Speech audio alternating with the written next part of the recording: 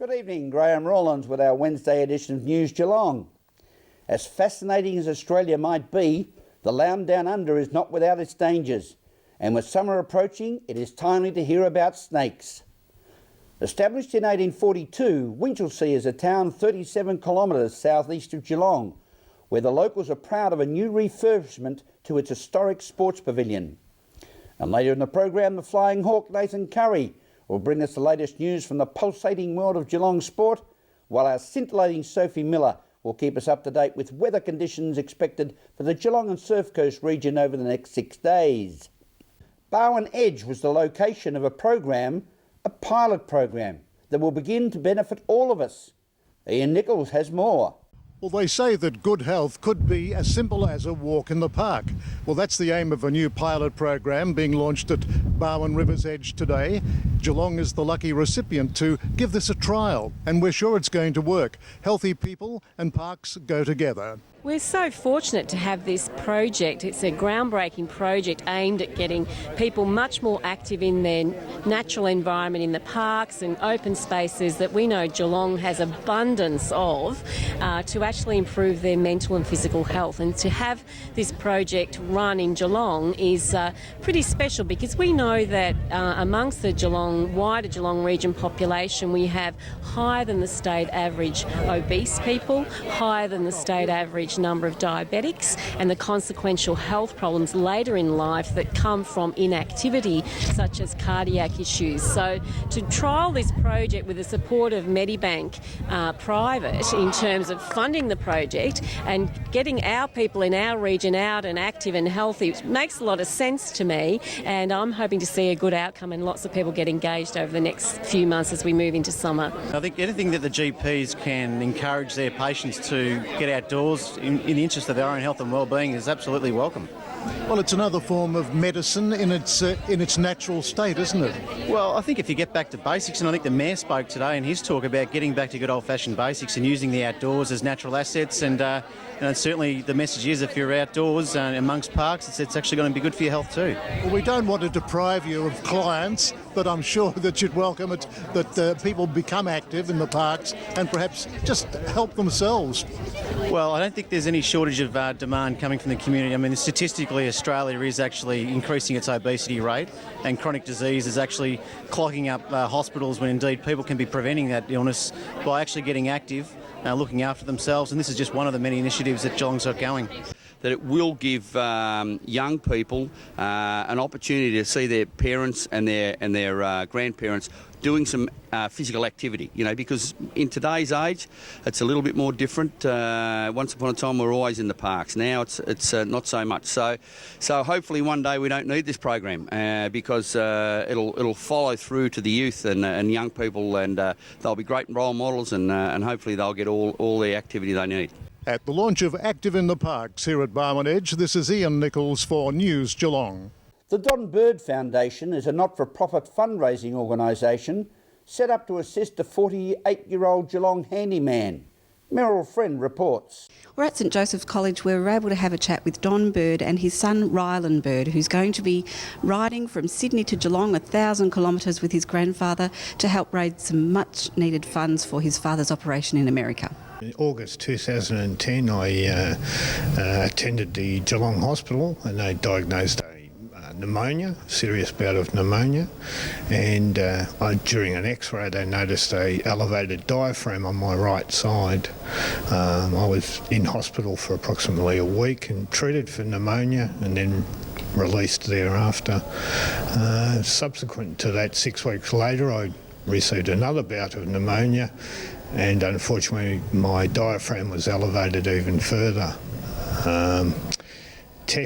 Further tests were done in Melbourne, and a diagnosis of a paralysed phrenic nerve, which further details about that can be found on our website, www.donbirdfoundation.org.au. And my wife diligently throughout the night searched the internet high and low, and she found a surgeon in America who could perform an operation to repair this phrenic nerve. So a group of ladies, started by Cathy McQuillan, started a foundation to raise funds. And our first fundraiser was a cake stall at Fags Mitre 10 in North Geelong. And subsequent to that, we've had trivia nights, grossing $31,000. We've got raffle books out at the moment, and our aim is to raise approximately $90,000 to $100,000 because we've got to pay for all expenses in America, accommodation, medical fees, doctors' fees.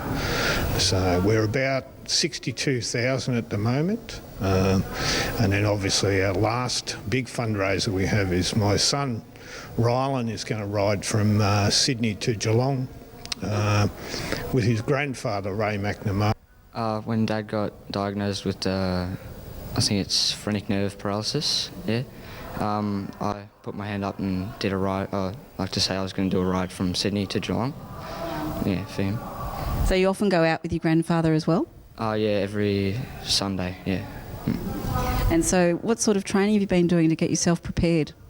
Well, I've just been riding from Geelong to Torquay a few times, every week, and I've been racing every Saturday and just been riding around Barwon Heads. Right, so what are the dates of your trip? We're leaving on the 28th and we're going to get there up on the 28th, and we're starting the ride on the 29th and we'll get back on the 8th of October. So where could people find you coming back into Geelong if they want to cheer you on? Well, I'm riding the last day is going to be from Bacchus Marsh to Geelong, and we'll be riding through Latrobe Terrace, I think. And we'll finish at the crit circuit in Belmont, at 12:30. From St Joseph's College, Meryl Friend, News Geelong. Thank you, Meryl.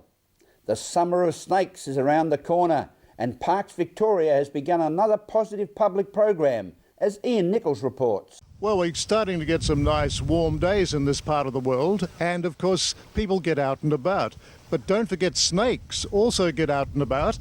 They come out of hibernation and you'll see them around water, just like this. We're getting to the end of winter. We've got a beautiful day today, and with the warmer weather, the snakes start to wake up and come out and start looking for food. And that's when, because they're a bit slower this time of year, they're not quite as fast as they are in summer, that's when people are more likely to see them.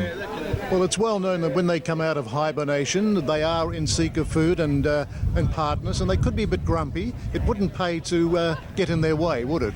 No, certainly. If you see a snake, the best thing is just to leave it alone. It's more afraid of you than you are of it, believe it or not. So it just wants to get away from you. So if you just take your time, let it move off, and then continue on your way.